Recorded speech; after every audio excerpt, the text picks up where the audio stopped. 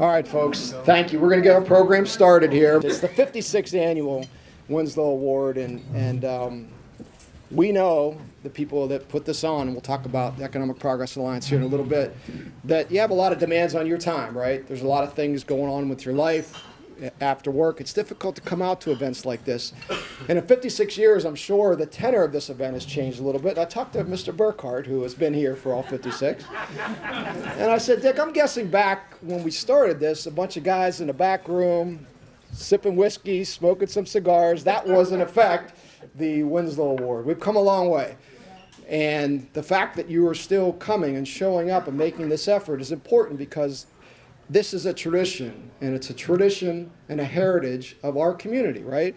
And tradition and heritage is what's kind of the fabric that keeps communities together and keeps them, I think, unique. And this is somewhat unique, this award, and we'll talk about it, and I'll read about Dr. Winslow for, the 56th time that we've all forgot from last year because you're my age, so I'll read it again, which will be fine. But nonetheless, the point is that you made an effort to come. We have a great turnout tonight. It's really good to see all you folks here, and your attendance is appreciated and not taken for granted. We're going to push all the programmatic stuff to after dinner, but we are going to have, Ken Kuhn has been nice enough to do our invocation the last couple of years, so we'll ask him to come up and give us his inspirational words as usual.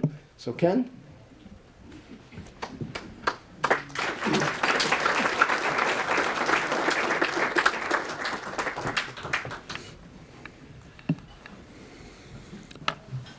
If you'd please join me in giving thanks. Lord in heaven, as we again come together to celebrate this prestigious award, we're reminded of the many blessings. We are so grateful for your guidance and inspiration, knowing that it is through you that all our good deeds flow.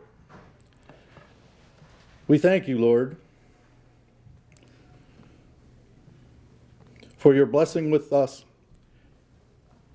and these recipients of the past and present, for guiding them in their work. Your hand is evident in the continued success of our area, and we thank you again for the Economic Progress Alliance and all they do to help us grow.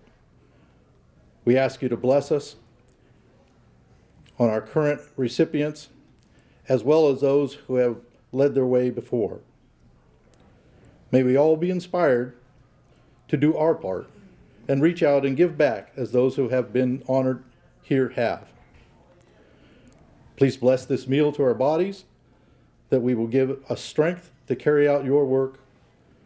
Watch over us and all in attendance, that we may travel safely home and be inspired to continue to do your work. We ask these things in God's name. Amen. Thanks, Ken. All right, folks. Thank you. We're going to get our program started here. We're going to recognize a few folks that have been nice enough to join us and are here with us, and then we're going to talk a little bit about the Winslow Award, and ultimately we're going to have a really good speaker that had an opportunity to catch up with the dinner, and I think it'll be a worthwhile presentation for us.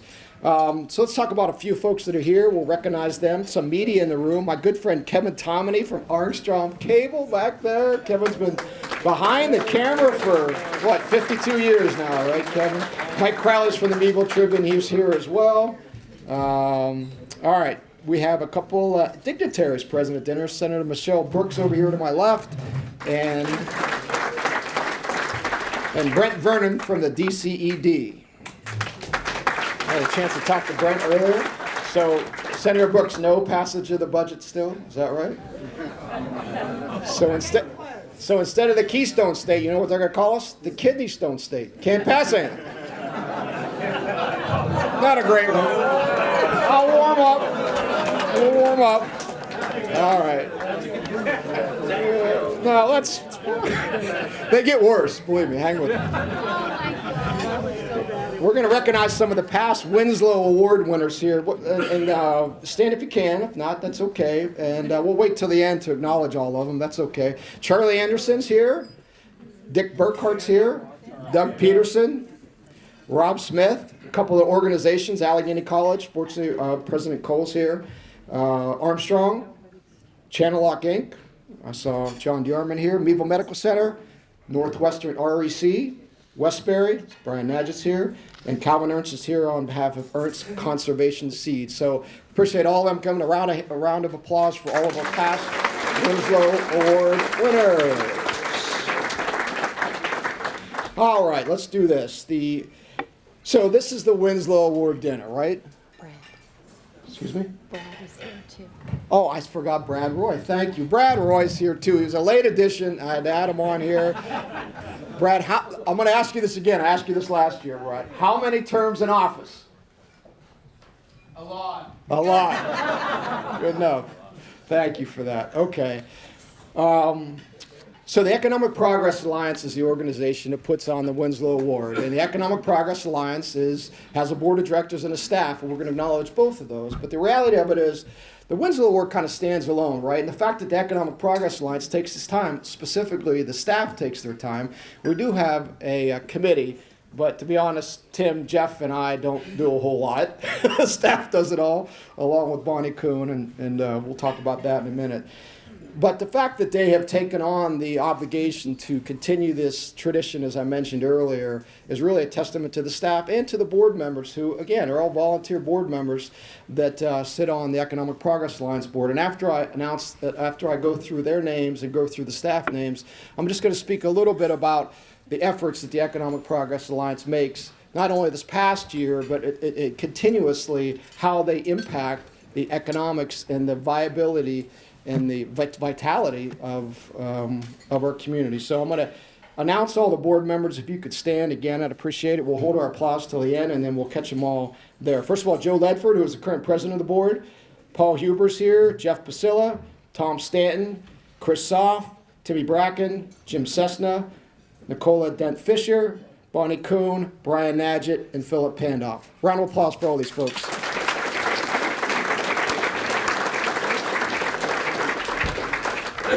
Okay, and then the Economic Progress Alliance staff, and again, I'll kind of get into the weeds a little bit as to what this organization does, because I said it all last year, but once again, you guys all forgot. So I'll say it again this year, and it'll be fresh in your mind, right? So we have Jim Becker, Executive Director, Angela Annabelle, the Deputy Executive Director. We have Dusty Matheny. We have Sarah Fate, Michelle Anderson, Carol Harned, and the EPAC Facilities and Maintenance crew. So applause for all those folks.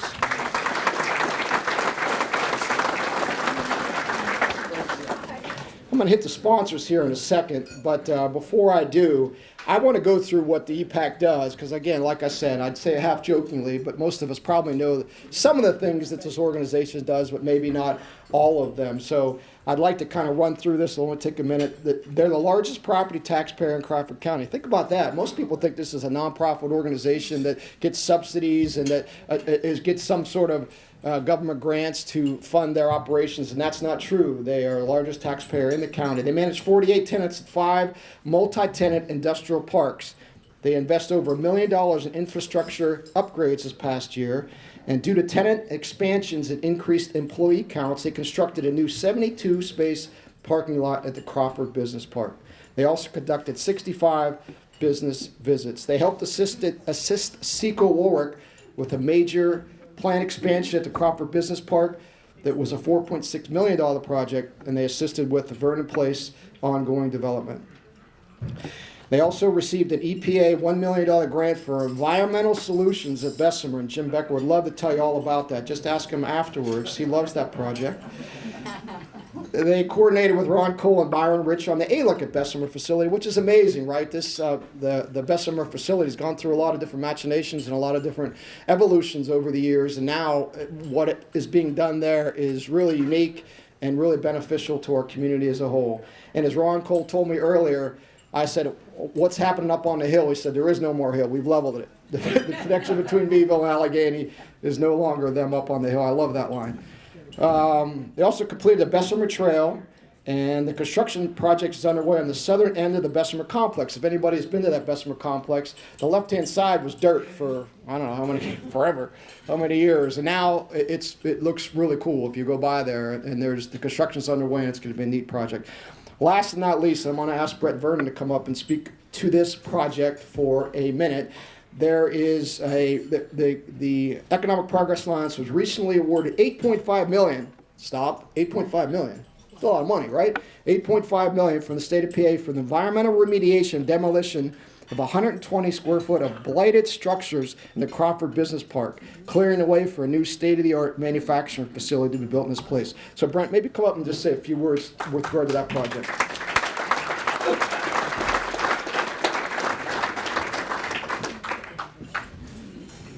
Thanks, John. Appreciate the opportunity. So I appreciate the invitation to be with everybody tonight. This is community, right? And this grant is getting done, right? This was very easy to support the Economic Progress Alliance, simply through our PA Sites initiative that Governor Shapiro supported, $500 million to make available to revitalize sites throughout the Commonwealth, bring properties back into positive revenue growth, investment attraction, job creation. And there's a lot of appetite for that. We're not making more dirt in Pennsylvania. We are a legacy state, very proud of our historic industrial base and opportunities going into the future. But we are at a deficit in terms of available industrial property, and that's been a competitive issue for Pennsylvania when we are working with companies already here, like so many that are members of the Progress Alliance here in Crawford County, when companies not in Pennsylvania but in other states or in other countries around the world are looking to invest their dollars and create new opportunities. A good friend of mine from Georgia, Jay Garner, wrote a book about economic development. He's a site location consultant, and he simply wraps it up by saying this: no product, no project. That product is you have to have property ready to go. You cannot wait in a competitive climate that we are with 49 other states and countries around the world, all vying for projects and investment dollars and job creation opportunities. If you don't have the product ready to go, you're already late to the game. Jim and his team, Angela, the entire team, the board members, you guys are getting it done because you have vision, you have the fortitude and the desire to continuously look forward for opportunities for this community, for Crawford County, and it's proof positive. What we're able to do, what Jim and his team and the board members of this great organization are taking that money and are going to invest in the Crawford Business Park, create new opportunities for business attraction, be more competitive, and be ready for when those opportunities come. Because as I said, dealing with organizations and properties around the state, if you don't have site readiness capability, they're going to keep driving by and we'll go somewhere else. And that's not acceptable to all of us. And I get the chance to work with a lot of organizations around the Commonwealth in all the other counties and communities. And this is one of the best ones. It's a top-tier organization. They have a proven track record of success. I have no doubt, and I'm not going to give up any future opportunities, but I had a great conversation during a cocktail hour with Jim that there's already good things happening as a result of this grant and what he and his organization, with the support of all of you. It does take that community to be shoulder to shoulder in lockstep, to be proud of your community, be proud of what you have to offer, and shout at the top of the rooftop what opportunities there are for all of the businesses here represented and businesses looking to grow. Crawford County is a great place for them to land. So thank you and congratulations on that grant. I know great things are coming around the corner.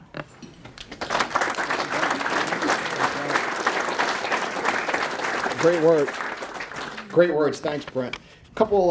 Just a couple more housekeeping things. I forgot to mention there's 3 folks from Vernon Township here, which we really appreciate their attendance. Robbie Horvath's here, Dave Stone's here, and Fritz Snyder's here. And we appreciate all the local government, whether it's a state or local government here. We really would like to see, especially after plastered on the front page of all the new city council members got elected last night. It would have been nice to see the city of Meadville folks here. I don't see any of them, but if they're watching this later on, we invite you to come to the Greater Meadville Day. It'd be nice to have somebody from the Meadville organization actually attend. I think that would make a lot of sense. Okay, a little shot there, huh? Yeah. Before I forget, let's thank the IBC. This is our, third Third, I think it's third year here. Sandy and Judd do a great job, and all their staff do a great job. Round of applause, great meal, great staff, great working with them. All right, let me hit some sponsors, and then we're going to get to our speaker. We're still online. Kite, we still doing okay? All right, man. Now, all right, so the sponsors are in your program, but nonetheless, I want to get it on the record, as they say in my profession. I want to get it on a record here. Our masters, this thing still, it's kind of coming and going a little bit, isn't it? Our master sponsors are Accutech Precision Aerospace. I wonder why they're there. Channel Lock Inc., Kuhn Tool and Die, Northwestern REC, Passport Realty. They just had to leave, but we appreciate them coming down and sponsoring it. Northwest Bank, I see Craig Mellon over there. Allegheny College, Hobarth and King, Marquette Savings Bank, McGill Power and Bell, Meadville Medical Center, Parker Lord, Peters Heat Treating, Seco Warwick, Schaefer Law Firm, Gilday Group, and then Classic, Armstrong, First National Bank, Byams Insurance, Erie Bank, Optical Filters, Step 2 and Johnson, and then we got Griffin Motors and Sherry Distributors. The cocktail sponsor, Channel Lock Inc. and Moody's and Associates, always a favorite sponsor, right? The dinner sponsor, Pasco Tool and Die. Jeff's over here. We appreciate him in his efforts. And the luncheon sponsor is Porter Consulting Engineer. So Ashley back there in Westbury Methodist Community. Last but not least, the table favors are from locally owned Little White Kitchen Candle Company and Grammy's Steffi's Bakery. Is that a great, little local company? That's a great name for just a little local company. So, round of applause to all those folks.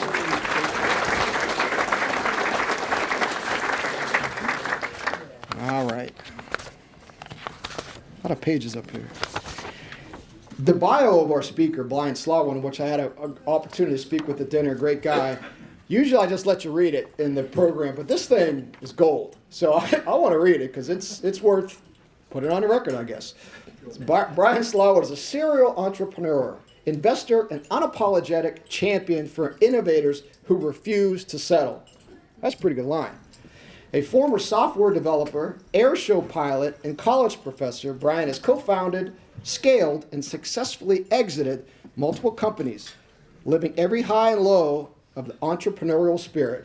Today, as director and portfolio manager at the Ben Franklin Technology Partners, he helps deploy millions in early-stage capital, mentors bold founders, and even those that are not so bold, and accelerates technology startups and manufacturers who are reshaping industries. His no wrong door approach ensures every entrepreneur, no matter their background or resources, has the opportunity at turning vision into impact. Known for his candor, energy, and battle-tested insights, Brian inspires leaders and doers alike to embrace risk, harness grit, and build the future they want to see, because the best ideas don't wait, they get built. Brian Slawin. I love that. I enjoy reading that. All written by AI, by the way.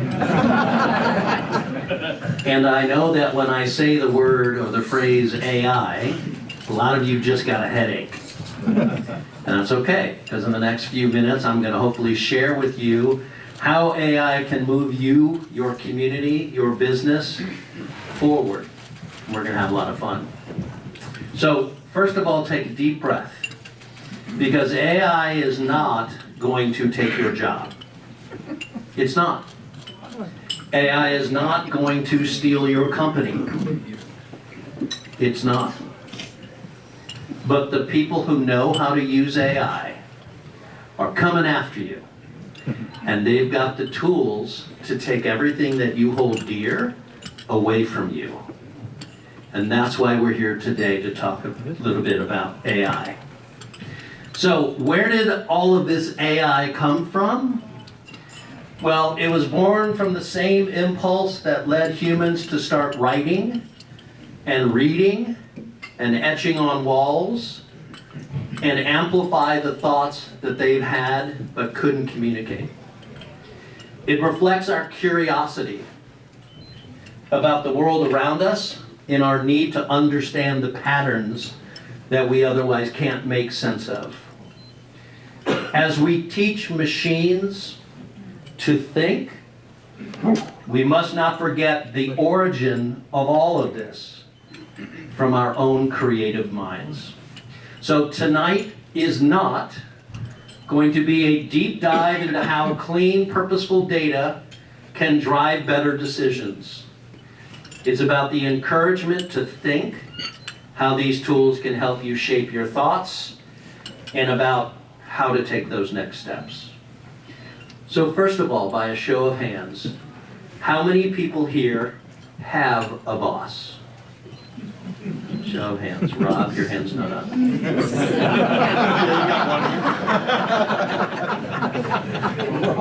How many here are the boss?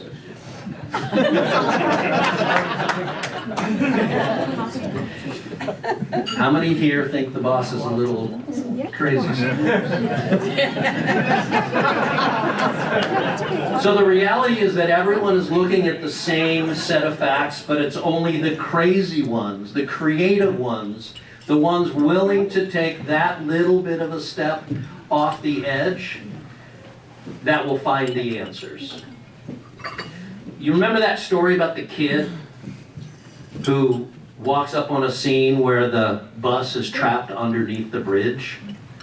And you got all the scientists and the cops and the engineers and the highway people, and they're all looking at it, they're measuring it, they're trying to figure it out.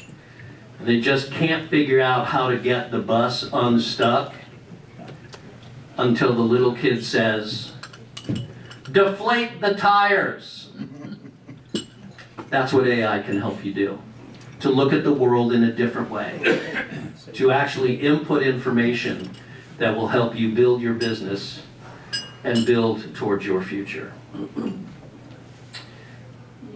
AI is simply the next phase of human transformation. Like printing, like electricity, like the internet, like when you used to have to go to the movie to see a movie, and now the movie comes to you. That's all AI is. It's a different way of doing the things that we've already done, but better, faster, and cheaper. AI is also not the story of machines learning to be human. I hear that a lot. I'm so afraid this machine is going to be human. It's really the story of humans remembering how to be wise. And a wise Kennedy once said, "Some people see things as they are and ask why. We all need to ask the question, what things aren't here, and ask how." So as John mentioned, my name is Brian Slaywin. I'm a serial entrepreneur. I live in Erie.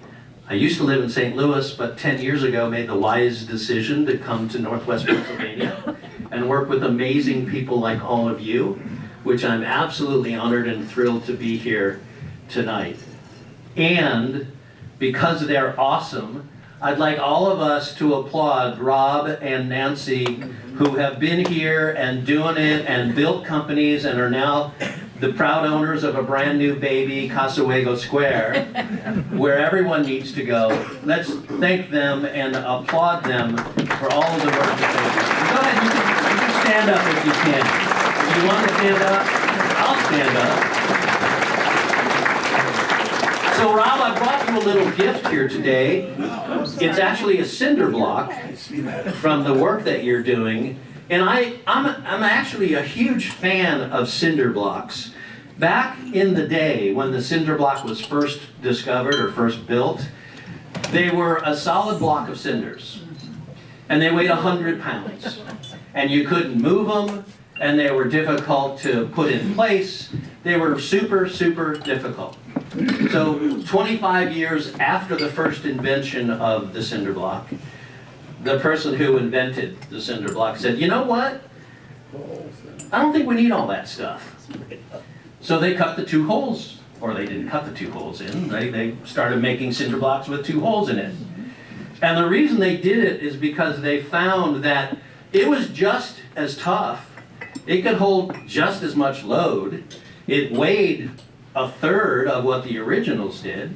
It was more profitable because less materials, but they could still sell it. And so where that fits in with this whole story is that what they identified was, what can we take away and still have the great thing that we need? And ultimately, that is what AI can do.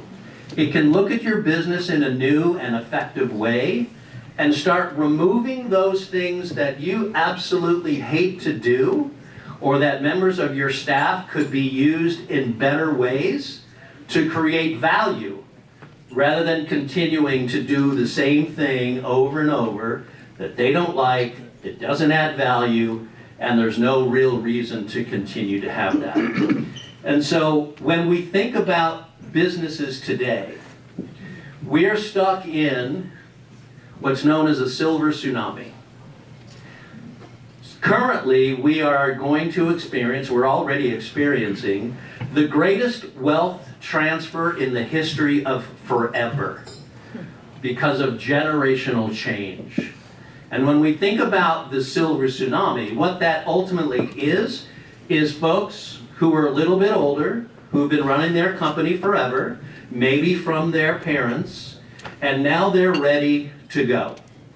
They're ready to retire, they're ready to do the next thing in their great lives, but they're done being a business owner.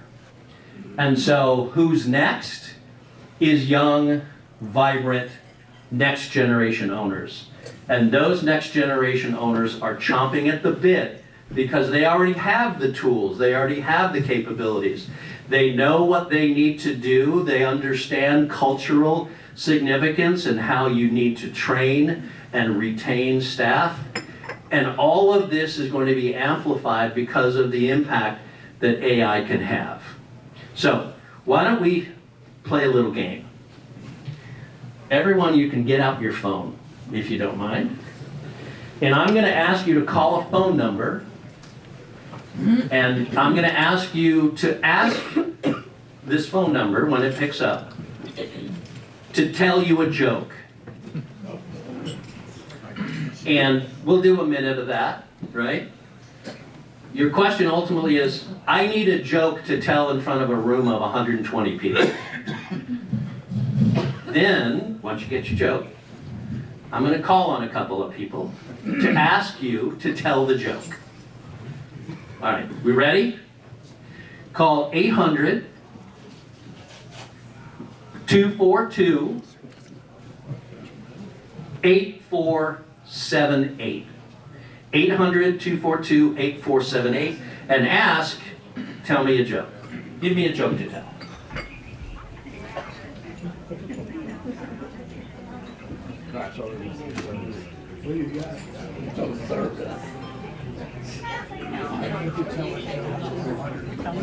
Tell me a joke.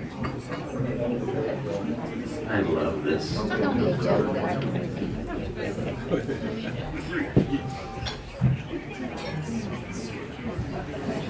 Yes. All right. Who wants to tell their joke? Byron Rich, please tell your joke. Why don't scientists trust atoms? Why don't scientists what? Trust atoms. Trust Adam. Why? Because they make up everything. Ah! Because they make up everything. All right. One more. Mr. Brent. Yes, sir. So why don't skeletons fight each other? Why don't skeletons fight each other? They don't have the guts. They don't have the guts. All right, well, you were just interacting with ChatGPT, right?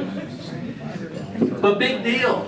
You can do that with Siri, right? You can pick up Siri and say, give me a joke for 120 people. But you can't do it with your company's data, right? Because that capability hasn't been built into your company. So why would that be important? Well, let's say you're standing in your massive warehouse trying to figure out how much money is sitting on the shelves. You can pull up ChatGPT, your version of ChatGPT, which has access to all of the information in your company, and it can literally tell you in 30 seconds how much inventory is sitting on the shelves. You can ask about anything that's in any of your ERP or CRM systems. Hey, I need to call Fred, but not Fred, the person I talked to when Fred wasn't around. I need to talk to that person. If it's in your CRM, you can get it. We're moving towards a more voice-controlled environment than ever before, and that gives you incredible freedom and incredible access to amazing data. Here's an example. I'm sure that there are a lot of folks in your companies who are looking to retire, and that I am sure scares you to no end, because when those folks retire, if you haven't already captured the institutional knowledge that they have in their head, when they walk out the door, all of that walks out with them. So as you're thinking about what can I build or what can I do, I'm going to tell you about a story about a guy named Glenn. So I'm working with one of our portfolio companies, and Glenn is about to retire. And Glenn is ecstatic that he is no longer going to have to work. And this owner recognizes the danger of Glenn just walking out the door one day. And so we talked, we consulted, we did a whole bunch of working together, and what this owner did was fitted Glenn with a camera and a microphone. And Glenn's job was, for as long as he worked at the company, as he was doing what he was doing, make sure that it's videoed and make sure that you're talking. Just tell us what you're doing. And then the guy at the station next to Glenn saw what he was doing. He goes, "What are you doing?" He explained it. "Well, do that for me."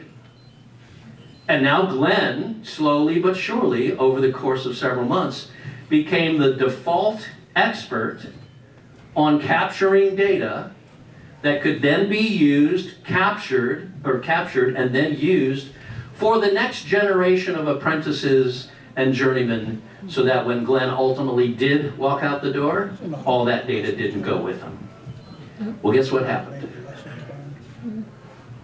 Glenn didn't retire. Glenn loved what he was doing so much, he's still working there today. The power of AI, the power of the ability to capture information and put it back to use is like never before. You've all heard about succession planning, right? This is the ultimate succession planning tool. It will give you so much power over what's coming next in your business, and if you choose to sell, you'll be able to sell for significantly more. As you can tell, I'm a huge fan of AI. Does anyone have any questions yet? Because I'm about to wrap things up, and I know Nancy is very happy about that. So as you think about AI, I wouldn't even know where to start. Perfect. You don't need to know where to start. You just need to start. And I have, which I will give to Jim, which you can get from him, a little sort of a cheat sheet, right? A 30-day AI plan. But it's not all on you. It's you and your team. I would really, really encourage you to look at this 30-day plan and then figure out who on my team should be part of figuring out what we're going to do. And what you're going to do is you're going to identify somewhere between 5 and 7 critical business areas in your company that don't return value, that don't create ROI, that are expensive, inefficient, not well done, overstaffed, under-resourced. You're going to look for those items in your company, and every company has one. And then you're going to find the one which is the least impactful to your business. Right? You're going to stack rank them. And you're going to pick the one that is the least impactful. And that's the one you're going to attack first. And the reason you're going to want to attack that one first is, A, it de-risks your exposure to really screwing something up. Right? It's the least most important thing. It also helps to build resilience with your team. So your team now sees, oh, I get what's going on, and they can freely explore, knowing that even if they trip over something big, like a cinder block, by the way, that's a take-home gift for you this evening, just in case you need one. It's low stakes. They're going to grow in confidence. You're going to grow in confidence. You're going to see more ROI, and then you're going to move to the next thing, on and on and on. So again, I'll share that with Jim. Jim can share it with anyone who asks for that. So one more time, I'd like to congratulate Rob and Nancy for all of the amazing work they've done. I don't see Elizabeth here. Is Elizabeth here? She's in California Doing working hard, yes. Doing hard work stuff. Aerospace stuff. Very smart. See how they did this? This is what you have to find is a brilliant daughter to take over your company so you can come here and collect an award. Anyway, another round of applause for Rob and Nancy.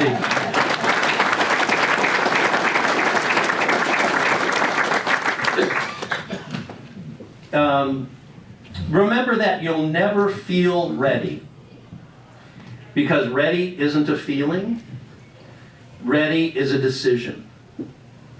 And I hope you'll make the decision to move your company and your community forward by leveraging these tools and becoming more and more available, continuing to make Crawford County the outstanding place that it already is.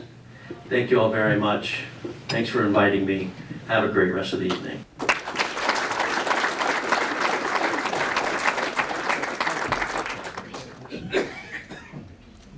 Nice job, Brian. Appreciate the words. Interesting times, right? Okay, we're going to move forward here to our signature event, the awarding of the Winslow Award. So as you may have noticed, we changed our format a little bit this year, and we decided to announce the winner in advance.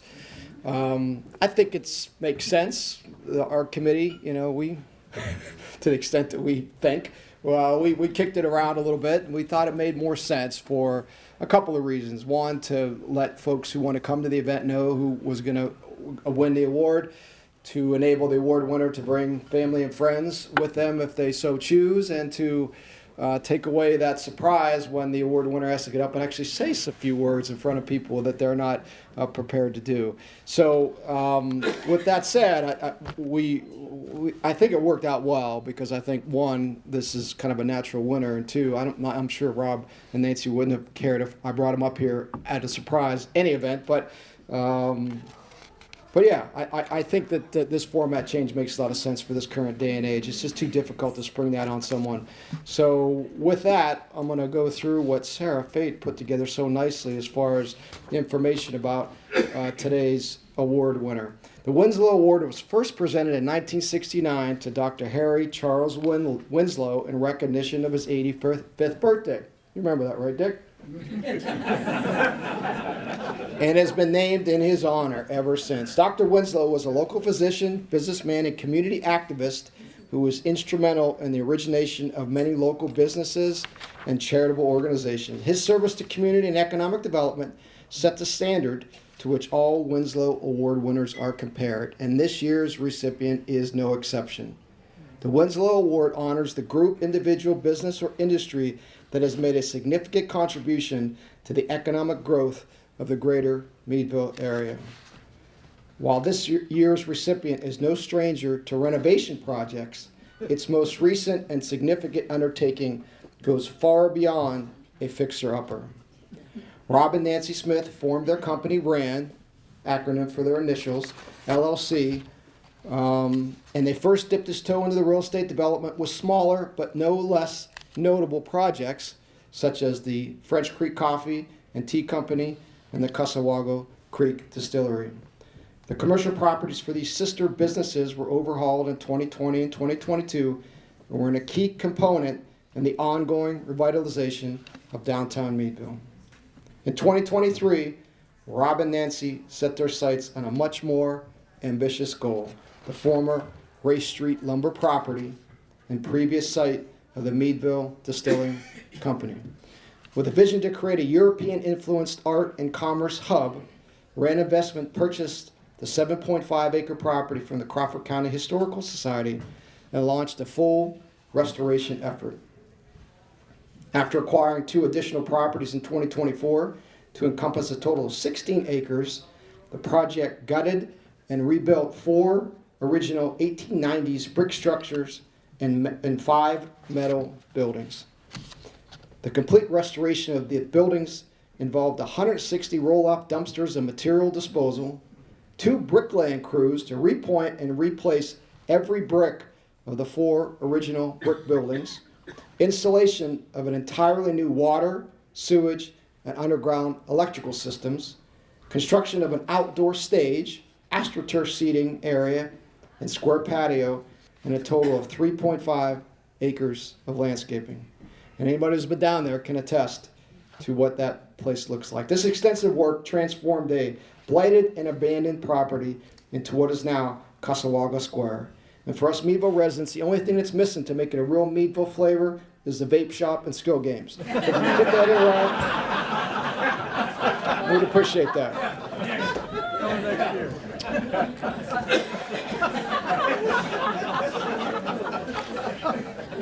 Throughout the rebuilding and excavation phases, an array of items were uncovered, some more useful than others. 3 railroad tracks, the original foundational I-beams of the long-gone main distillery building, and a 20-foot deep mechanical building beneath the floor of the powerhouse smokestack.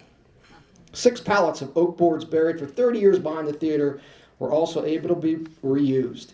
And a pair of workman's boots uncovered 10 feet deep while excavating behind the theater, but they were not able to be reused, right? In addition to the main construction, the project also cleaned up the adjoining residential property and rebuilt the abandoned house, disposing of 3 trailers, numerous snowmobiles, 40,000 pounds of scrap, and a Winnebago and 500 tires. I don't know where you put all this stuff in your garage, man. The project is now in the process of utilizing one of the metal buildings to construct a 14,000 square foot school for the Meadville Children's Center and Meadville's cooperative preschool, expected to be finished by May of 2026. The sum of these tremendous efforts is a full-scale redevelopment project that will continue to have reverberating economic impact for our community. Through the diligent site reuse of abandoned buildings, Casawaga Square has not only created new and needed space for local businesses and community organizations, which currently include Cup and Spoon, Domenico's, Meadville Community Theater, French Creek Arts Collective, and the French Creek Community Theater. And if you want to see Kitey, go there Friday night. He'll be at Domenico's at the bar. Maybe even buy you a drink if you're nice to him. But he's also cleared acres of neighborhood blight. Additionally, the property along Casawaga Creek that is intended for future hiking and biking trails has the potential to link with the existing Ernst Trail and planned trail extensions to further enhance Crawford County's trail systems and continue to emphasize our region as an outdoor recreational destination. As a result, this entirely private-funded, multi-million-dollar endeavor, let's repeat that, private-funded, multi-million-dollar endeavor, it doesn't happen very often in Crawford County, continues to support economic development by enhancing the quality of life in our area, which is vital to attracting and retaining workforce talent. With the Casawaga Square project and their transformational investments of not only private capital, but visionary leadership, Rob and Nancy have created a dynamic economic driver for our community, and in the process generated palpable excitement for what is possible and what is still to come. So everyone, please join with me in awarding this year's Winslow Award to Rob and Nancy Smith as Rand Investments. Come on up, folks.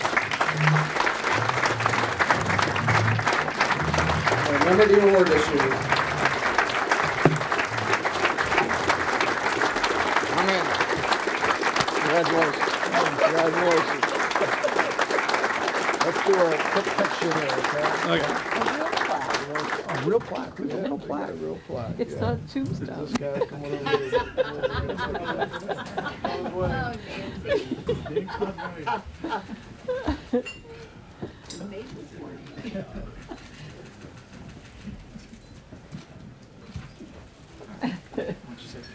Oh, yeah. Here, would you like to hold it? Oh, sure. It's heavy. So you would like to hold that, right? I'll hold this. You hold that? I'll hold this, yeah. Anytime we get something like this, Nancy's first response is, this will look really good in your office. Just thinking that. I don't want to see it at home. Yeah, this will look really good in your office. But we do a few remarks. That, you know, I actually worked on this afternoon for a minute or two.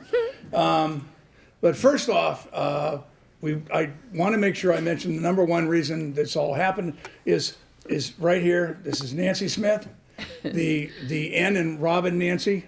And we originally were trying to come up with a name for our investment company, and we thought of Nancy and Rob, and we thought NAR just sounds NAR, whereas Rand sounded, okay, that's a little bit better. So that's the only reason why it's Rob and Nancy. That's right.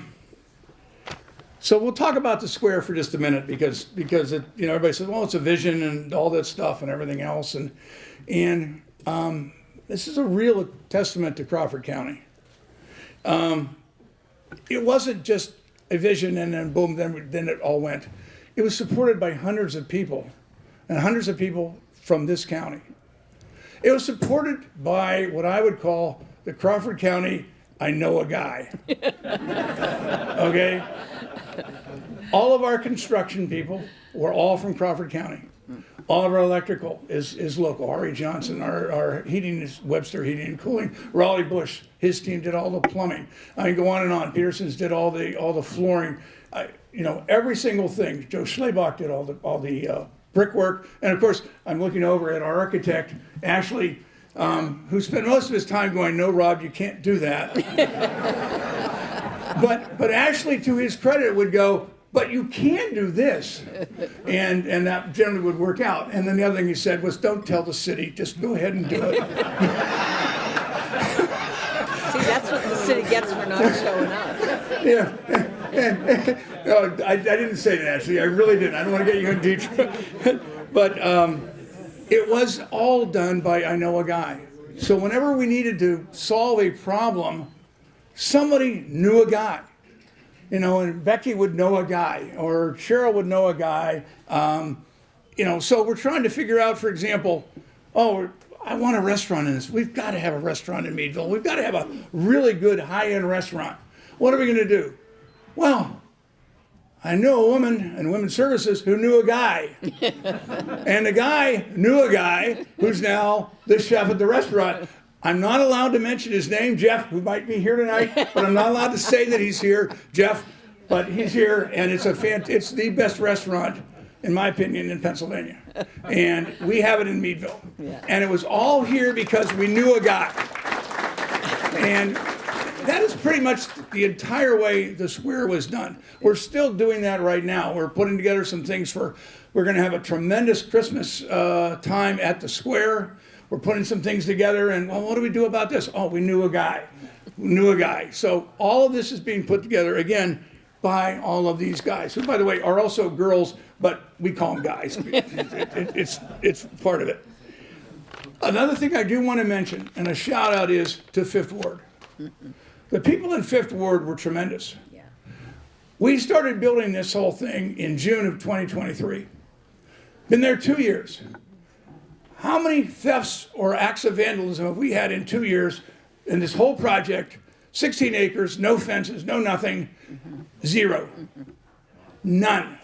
We've had nothing stolen, nothing broken into, absolutely nothing, because the people in Fifth Ward kept an eye on that place. Mm-hmm. They would stop me and say, okay, we saw a guy walking, we told him go away. I mean, they literally were the best security guards I've ever seen in my life. They really are taking pride in the whole square, and they're really taking care of it. And it's a real testament to Fifth Ward. And I can't say enough about that. All right. So that's really about it. That's enough. Thank you. Thank you. I know. Nancy would say that is enough. However, there is one thing that we'll talk about just for a second. Anybody ever seen that Saturday night skit where it's George Washington and they're going across the Delaware and they're talking about why was this done? Why was that done? And the answer was no one knows. Yeah. Well, we are asked constantly, all the time, why did you build Casawago Square? The answer is no one knows. Thank you.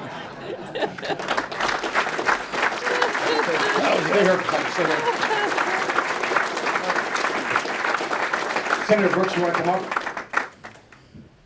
Oh. Higher trouble. Oh.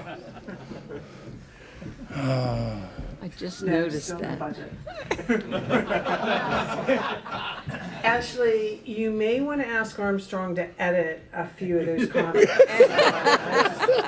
Just throwing that out there. Yeah. All right. Sorry. Yeah. So, but I'd like to begin with a couple of words. It's wow and thank you. And, you know, last year, Jim and Angela and Rob all called me and said, you have to see this project, Michelle. Will you come out and tour the ground? And just a few minutes in, I was just mesmerized. I truly was, because I love history. And I'm so grateful that you preserved those buildings and an important part of Crawford County's history. But the vision that you've had was just fascinating to me. And I was also fascinated by this overwhelming investment without asking for anything to be returned.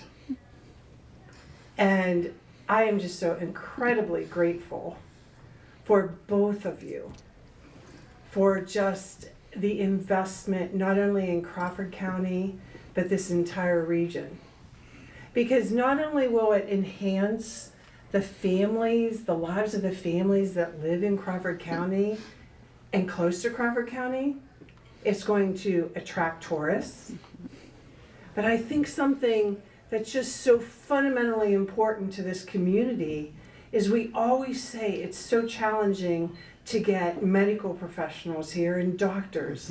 That's going to help us. That's going to help Meadville Medical for carrying on their mission to taking care of Crawford Countyans.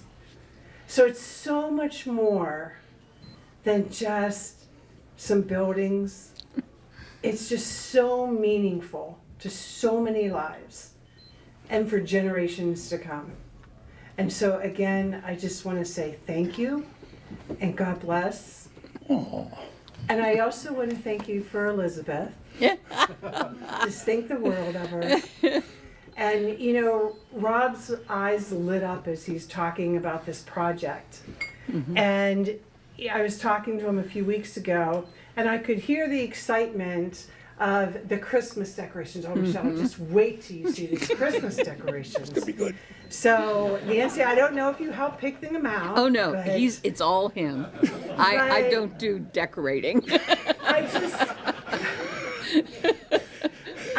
just, the excitement for them continues. And the excitement for us continues.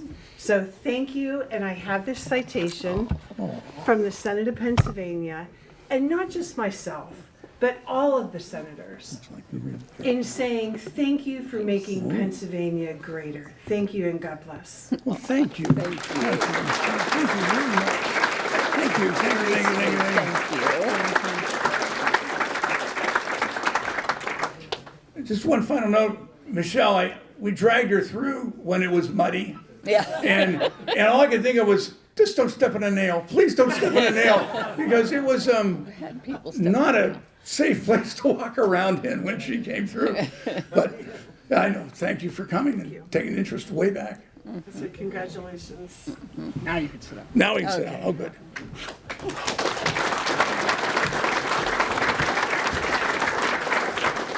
All right, I think we're winding it up here. Kite, we're getting into the line. We are. All right. We can't finish up without acknowledging one additional person. I mentioned him earlier, and one person in this room has been in all 56 of these Winslow Award winners. Mr. Dick Burkhart over here.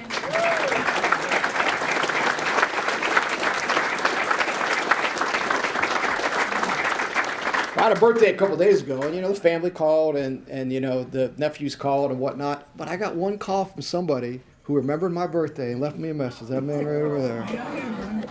Sure, Rob, it's your show, brother. Come on up. I want everybody to thank Dick Burkhart because he bought all the windows to the square. We play poker every month, once a month for 2 years, and every time I'd win a pot, I go, that's a window. All $1.25. But thanks, Dick. And Paul helped too. I want to thank you also, Paul, for contributing to those windows.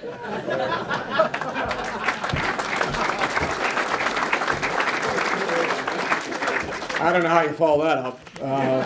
But listen, again, as I said at the top, we appreciate a lot of demands on your time. You made an effort to come here and celebrate. And it was a great night. It was a fun night for all of us. It's community, it's tradition, and we got to keep that going. We'll see you next year. Have a safe ride home at the 57th Winslow Award winner. Thank you again for attending. See you next year.